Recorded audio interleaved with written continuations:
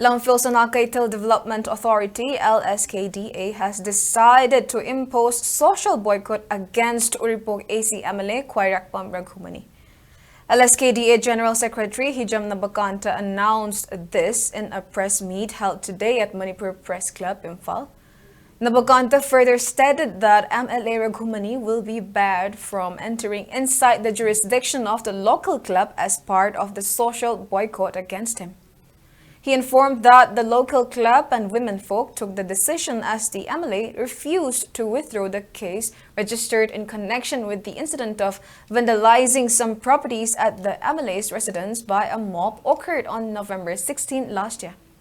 He added that a summons is still being served to LKSDA Vice President David Kumancha after MLA Raghumani registered a case at Imphal West District Police Station in connection with the case despite submitting a written appeal to the MLA to withdraw the case within January 7 last by the local club and women folk.